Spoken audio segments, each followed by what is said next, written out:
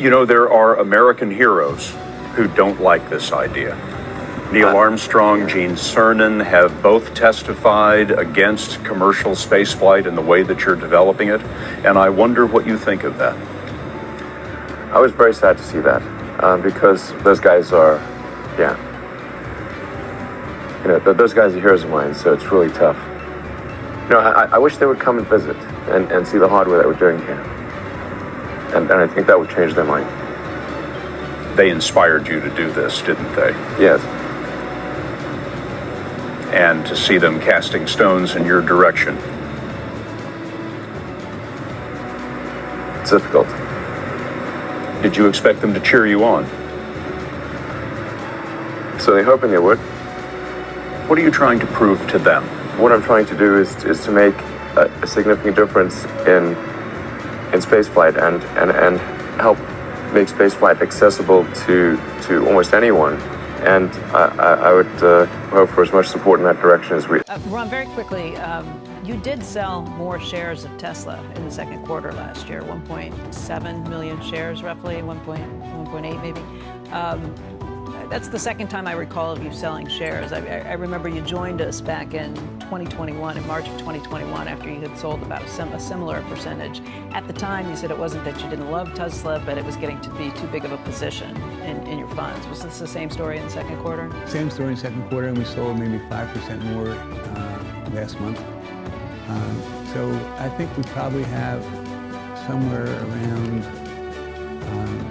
2/3 of the stock that we bought in 2014 to 16, and so everyone, I didn't sell any personally, and so everyone has to deal with certain clientele, and I deal with the critiques of my clientele for how large the positions are, and if they get very large, and right now Tesla represents about 30% in one of the funds. Well, I think it's around, in Barron Partners Fund, it's about 12% of the firm assets, and SpaceX is about 9%. So about 20% of our assets. So structure portfolios. That the interesting, so QQQ, Bloomberg says that there's only two mutual funds in the United States that have beaten QQQ. It's 2,600. In the last 15 years. Barron Partners Fund is number one, the Relative Growth Fund is number two, and other 2,600, no one else has come close. And so so I have shareholders in our mutual funds, and when a position gets real large, like Tesla has become, our cost is $11 or $12 a share, then they say, well, how can you have such a large position?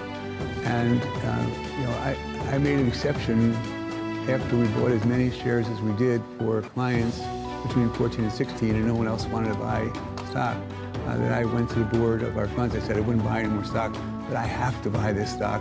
I'm not taking any corporate opportunity. All of the other funds I have already invested, but my deal with you, if you let me do it, and I said I wouldn't, but if you let me do it, then what I'll do is just make Barron Capital financially stronger. I'm buying it for them, not for me.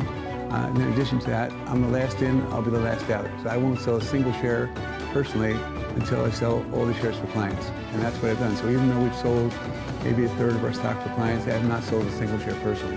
Ron, do you think the bloom is off the rose at all for the EV transition, or at least for the mandates by whether it's states or federal government to hasten the transition? And does that matter with Tesla, since there's so many other things? Once you get to scale, nobody can compete. The Chinese feel that there's only one competitor. Everyone's going to want electric cars. Yes, everyone. And except if you're going to be a car collector, like if I collected the car that I had in high school and kept it, that would be. That was a Model T. No, it wasn't. It was a Triumph. It was a joke, because that would have been 19 whatever.